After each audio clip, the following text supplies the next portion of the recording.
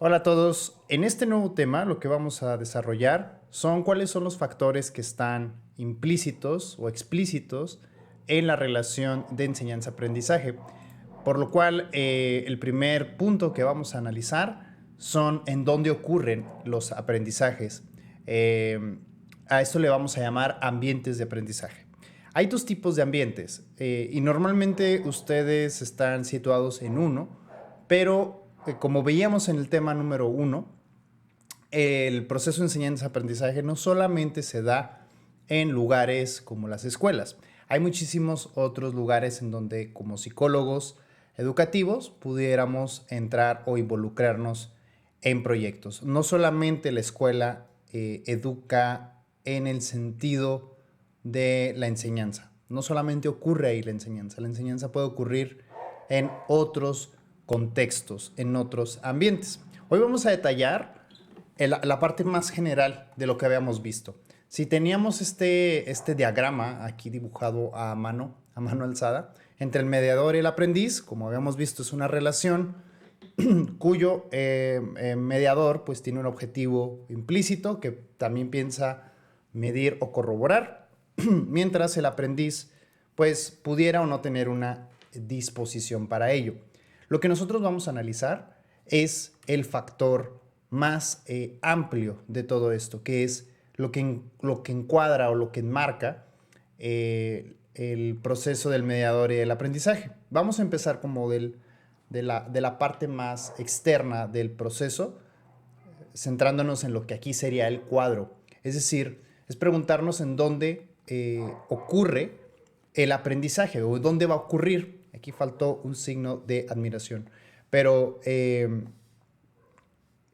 también el ambiente de aprendizaje nos va a contestar la pregunta, ¿con qué se cuenta al iniciar el proceso de enseñanza-aprendizaje? Es decir, normalmente cuando pensamos que vamos a enseñar algo, nos tenemos que situar qué es, en dónde nos vamos a conocer con el aprendiz y qué es lo que me ofrece a mi alrededor el contexto en donde va a ocurrir. Esto obviamente pues en las escuelas, en los institutos, tiene pues como una relación obvia, ¿no? O sea, vamos a la escuela a aprender directamente algo. Sin embargo, como repito, no hay establecido, no está establecido que solamente en las escuelas suceda el proceso de enseñanza-aprendizaje. Entonces, es muy importante comenzar por aquí, por el contexto de aprendizaje, porque de aquí vamos a tejer qué es lo que vamos a tener a la mano. Muchas veces los programas educativos no se sitúan a los contextos que hay. Es decir, yo por ejemplo puedo llegar a una institución y querer a lo mejor o pensar que tienen ciertos instrumentos que yo necesito o que puedo solicitar a la institución para impartir lo que sé. Sin embargo, pudiera darse el caso en que no existan, pero ese es un error también mío por no conocer en dónde va a ocurrir el aprendizaje. Y lo más interesante de todos estos contextos es aquellos lugares en donde no se interpreta como no se interpreta como la situación en la que tienes que aprender. Es decir, hay lugares a los que nosotros vamos y no nos queda claro si vamos a aprender algo o no, o si nos van a enseñar algo o no. Ahorita va a quedar muy claro con ello. Pero a este punto, hoy lo que vamos a analizar nada más es en dónde ocurre el aprendizaje. Y hay dos tipos de contextos. Aquellos que les llamamos ambientes formales y obviamente su opuesto, el ambiente informal. Vamos a empezar por los más sencillos y los más conocidos. Ustedes tienen una trayectoria ya de más de 12, 13 años estudiando.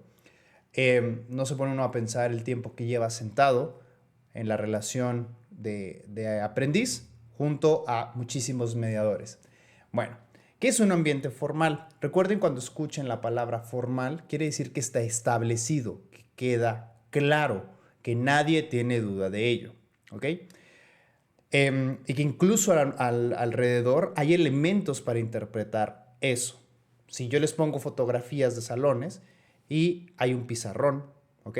Se van a dar cuenta que estamos hablando de una escuela. O sea, ahí incluso podemos saber de un ambiente formal por las condiciones de objetos que están en el lugar. Ok, ¿qué es un ambiente formal de aprendizaje? Son aquellos lugares cuyas condiciones y elementos interactúan explícitamente a favorecer las variables del proceso de enseñanza-aprendizaje. Es decir, son lugares, recuerden sus clases de psicología ambiental, un lugar lo construyen la interacción de elementos y el ambiente es como el resultante de este fenómeno. El lugar tiene como propósito una interacción dada. Por lo tanto, vamos a encontrar en los ambientes formales que está clarísimo, nadie tiene duda, que a ese lugar se va a aprender. ¿Sí? Eso es como de cajón.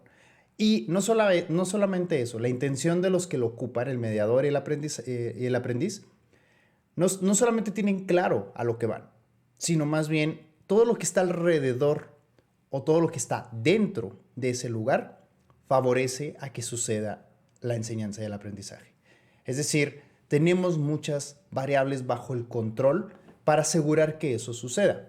Tenemos condiciones como el clima, tenemos condiciones como la acústica, tenemos condiciones como materiales, mobiliario, espacio, no sé. Todas esas características que en algún momento platicamos en psicología ambiental, ¿sí? Si no, vayan a ver los videos de psicología ambiental.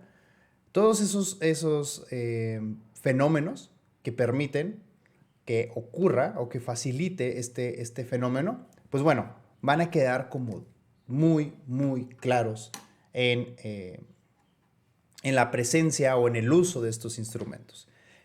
Algunas de las cosas que vemos en los ambientes formales son estas características que vienen abajo. Presenta variables dirigidas a escenarios de aprendizaje, es decir, todo lo que está ahí está pensado, sí, en el mejor de los casos, bien llevado, bien pensado, bien diseñado, para que ocurra el aprendizaje. Muchas veces los errores de diseño pudieran obstaculizar el proceso de enseñanza-aprendizaje. Por ejemplo, voy a poner un ejemplo de psicología ambiental en la educación. La orientación de los salones de clase, no sé si lo sabían, pero las ventanas, ustedes si recuerdan los salones de clase de escuelas públicas o algunas privadas, las ventanas tienen que estar contrarias a lo que es la salida y la salida del sol y donde se oculta, ¿sale? O sea, las ventanas están orientadas de norte a sur para que la luz sea aprovechada durante todo el día. Esa es una condición, por ejemplo, ambiental sobre las características de estos escenarios de aprendizaje. La luz es muy importante. Bueno, también tenemos lo que son los roles establecidos. Es muy claro, incluso nosotros podríamos tomar una fotografía, es muy claro que podríamos identificar quiénes son o quiénes podrían ser los aprendices y los mediadores. En una ocasión, en mi primer clase de filosofía, llegamos todos, nos sentamos a la facultad, era nuestro primer día, y entró una señora y se sentó. Entonces, en cuanto entró, nosotros quedamos callados, dijimos, pues la maestra. Y nada, resultó ser una compañera. Ella también acababa de entrar a la universidad. Como nunca, eso es algo diferente de un contexto como la universidad a las escuelas de niveles medio superiores. Las edades de los aprendices cambian. Pero esas características las podemos nosotros asumir, creer, desde las posturas, desde la lejanía, la cercanía, que si está parado el otro está sentado, que si está en un escritorio y los otros en butacas. Ese tipo de cosas pues están explícitas, por eso se llaman formales estos ambientes. También encontramos la posibilidad de medición del aprendizaje. Aquí tenemos la oportunidad, el tiempo, las condiciones favorables para aplicar instrumentos que puedan medir el aprendizaje.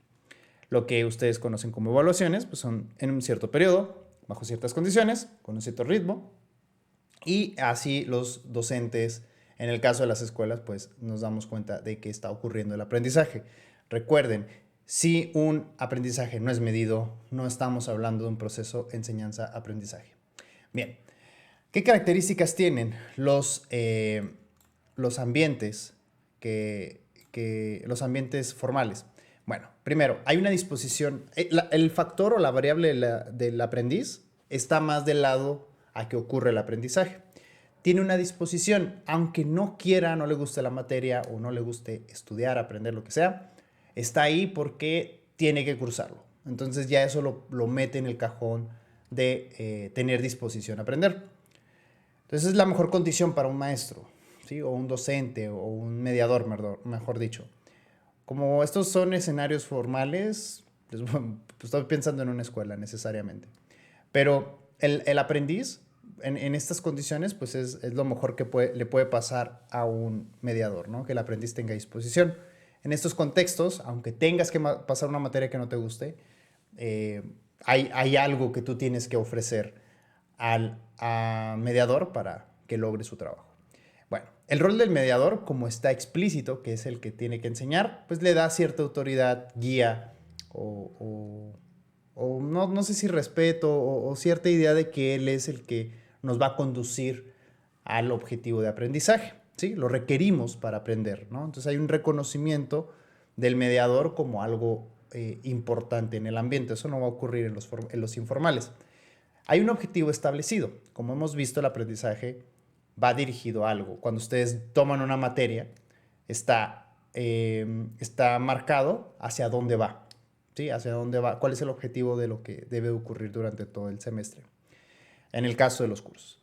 Bueno, el diseño ambiental, pues ya lo platicamos. Todo lo que aparece ahí, pues favorece a que el aprendizaje ocurra o no. Si está mal diseñado, puede ser un obstáculo. Como los cañones.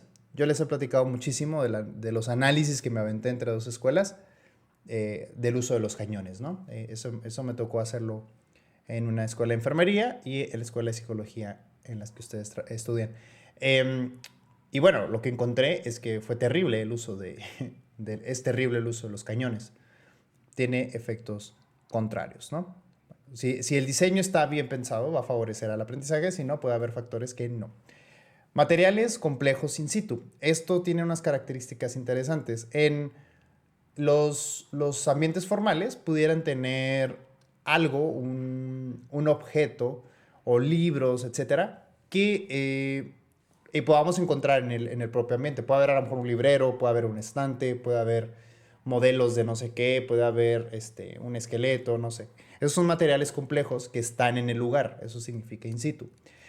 Y también tiene mecanismos de regulación. Todo lo que encontramos en las condiciones del ambiente de aprendizaje es para que ocurra el fenómeno. Entonces podemos nosotros controlar factores como el ruido, la temperatura, no sé. Imagínense ustedes pedirles silencio a los estudiantes fuera al aire libre. Es más complicado, hay más distractores, nos puede molestar la luz, etcétera, etcétera, etcétera. Bueno, ¿qué ejemplos tenemos? Pues no solamente piensan en escuelas, en institutos o en universidades, como los ejemplos que le ponía. Sin embargo, también en los centros de trabajo, con las capacitaciones o los ciertos procesos de aprendizaje que necesitan los trabajadores, es claro que también tienen estos roles. Entonces, ahí agregaríamos eso con centros de trabajo. Profe, pero estamos hablando del sector salud. Bueno, es un centro de trabajo para las personas que están ahí, que tienen que capacitarse. Entonces, los centros de trabajo también cuentan con las características necesarias para llevar a cabo eso. Bueno, vamos a hablar de los ambientes informales. Son lugares cuyos elementos no tienen control, soporte o dirección sobre el proceso de enseñanza-aprendizaje. En estos lugares no es de que no se tengan así como tal, sino más bien no están hechos para eso o si lo están hecho, no es como el atractivo. Entonces, esa es la característica. Le llamamos informal porque vamos a esos ambientes no necesariamente a que ocurra el proceso de enseñanza-aprendizaje, ¿vale? No están condicionados al aprendizaje. O sea, podemos nosotros encontrar factores que sí nos permitan aprender y otros que no. No hay una intención del aprendiz o del mediador de aprender o enseñar, esto respectivamente. Entonces, eso llega a pasar bastante en estos ambientes. ¿Qué características tienen? Son casi todas las opuestas al ambiente formal. Bien, ¿qué características tienen? Bueno, el mediador tiene una capacidad de improvisación. Como el aprendizaje surge en factores improvisados. ¿Qué quiere decir eso? Que el mediador trae recursos que no están planeados, pero que domina, ¿ok? La improvisación en la educación trata de dominar técnicas. Pero no, esto, cuando hablamos de improvisación, es que esas técnicas, aunque las domine, no sabe cuál va a usar, ¿sí? Ahorita les pongo ejemplos de ello.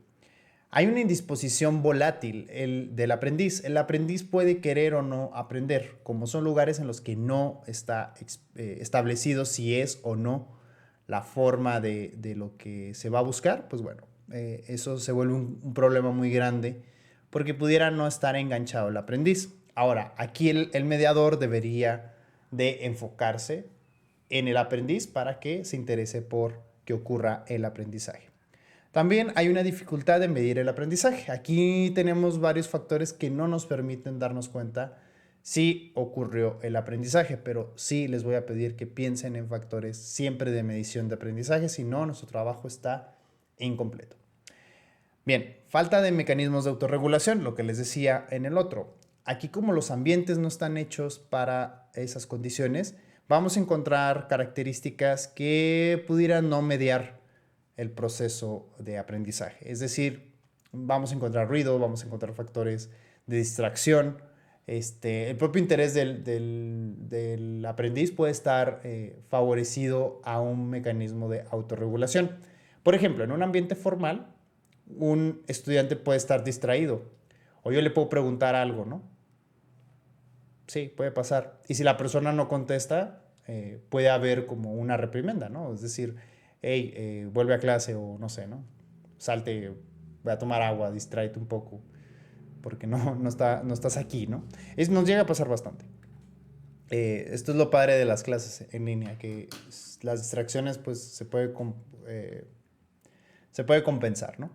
Bien, entonces esta es una de las características. Los mecanismos de autorregulación pues no existen o hay muy pocos o no se tienen bajo control. Por eso lo de la definición es que no tenían control, soporte o dirección. Los mecanismos de regulación, muchos son del lugar, pero también de los recursos del mediador. Después veremos la relación mediador-aprendiz. ¿Qué ejemplos tenemos? Hay muchos lugares a los que vamos y no está establecido que vayamos a aprender en esos lugares. Muchos de estos ejemplos son... es una lista interminable, puede serlo. Las iglesias podrían ser uno, ¿no? Los centros religiosos podrían ser uno. Templos, etcétera, podrían ser, claro que sí. Que no estén en la pantalla no quiere decir que no sean. Hay muchos lugares informales en donde nosotros aprendemos con la relación de otro, con la enseñanza de otro. Bueno, tenemos los museos. Los museos de arte, pues son aquellos como más claros porque uno va y a veces hay guías, a veces no hay guías, a veces hay mamparas que te dicen, que te dan información sobre los cuadros, pero bien nosotros podríamos ir a un museo y no saber nada de arte. Y pues si no hay mediador, si no hay un guía, si no hay mamparas, pues veríamos cuadros bonitos, o quién sabe si sean bonitos, y ya. Pero cuando vamos con un cierto entendimiento de lo que vamos a ir a ver, entonces las cosas cambian. También hay cursos, bueno, los museos de ciencia, uno puede pensar que los museos de ciencia pues también son como explícitos, son ambientes formales, pero no lo son. Aunque tengan un mediador, muchas veces los visitantes de los museos no les interesa la mediación. Hay muchas veces que sí, no estoy diciendo que sea todo el tiempo, pero en los museos de ciencia, no porque sea de ciencia, ya es que se estén interesando necesariamente en ellos.